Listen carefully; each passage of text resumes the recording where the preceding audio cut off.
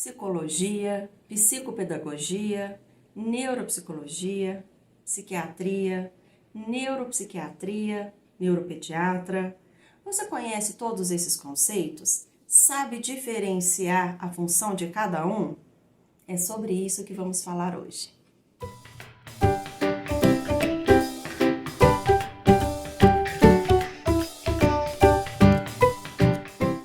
Olá, eu sou Jaqueline Maioli, sou psicopedagoga, psicóloga clínica e neuropsicóloga.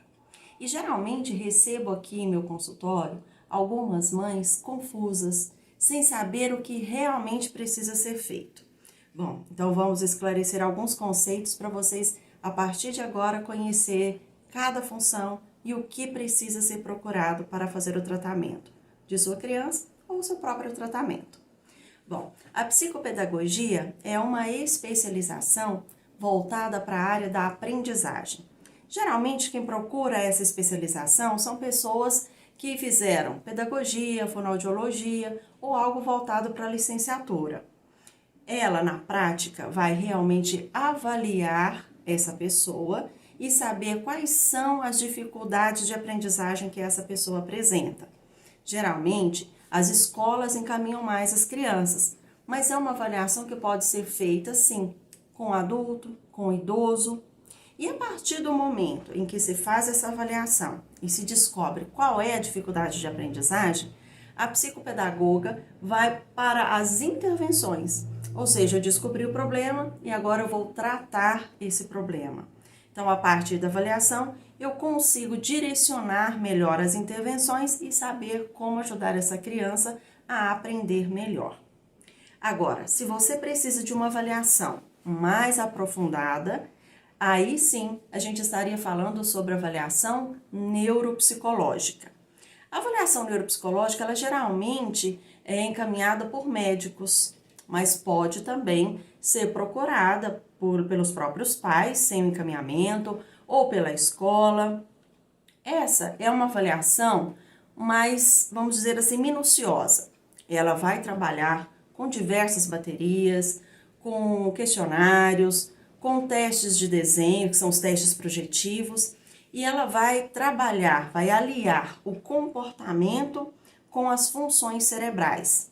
Aí sim, então, a gente consegue, pelo menos, verificar de uma forma mais concreta, mais certa, qual a dificuldade que essa pessoa vem apresentando.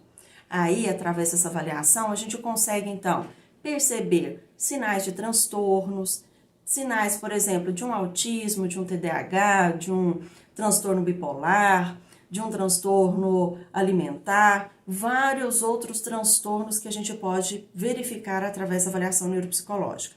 Ela é uma avaliação mais longa, mais sensível, então há vários testes que precisam ser feitos justamente por uma pessoa que tem a formação específica em neuropsicologia, geralmente pessoas que já são formadas em psicologia. A neurologia, ela é uma área da medicina, ou seja, a pessoa precisa sim ter cursado a medicina.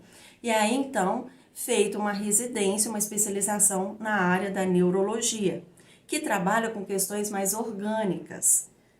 A neuropsiquiatria, que está sendo um termo mais recente, um termo mais novo, ela alia tanto a neurologia quanto a psiquiatria. A psiquiatria é uma área também da medicina, porém com uma especialização, com uma residência na área psiquiátrica. Enquanto o neurologista trabalha com questões apenas orgânicas, o psiquiatra ele vai trabalhar com questões mentais. Por isso que o médico ou a pessoa mais apropriada para se tratar questões como autismo, dislexia, TDAH, transtorno bipolar, depressão, ansiedade e vários outros transtornos, é o médico psiquiatra. Mas como eu disse, já está existindo o neuropsiquiatra, aquele profissional que tem conhecimento tanto da neurologia quanto da psiquiatria. Mas aí é importante perceber, verificar se realmente esse médico tem esse conhecimento nas duas áreas. Por quê? apesar desses médicos terem esse conhecimento dentro da área da medicina, eu preciso saber a sua especialização para conduzir melhor o tratamento dessa pessoa que, porventura, necessitar, por exemplo, de um medicamento. Porque a neurologia, ela já conta, por exemplo, com testes de imagens, com exames de imagens. A psiquiatria, ela vai se basear muito na avaliação neuropsicológica, que é uma avaliação clínica, observacional. E o profissional precisa ter muito, mas muito estudo para realmente aliar essas duas áreas e conseguir, então, ter conhecimentos neurológicos e psiquiátricos. Então, nós falamos da psicopedagogia, da avaliação neuropsicológica, da avaliação psicopedagógica, do neurologista, do psiquiatra.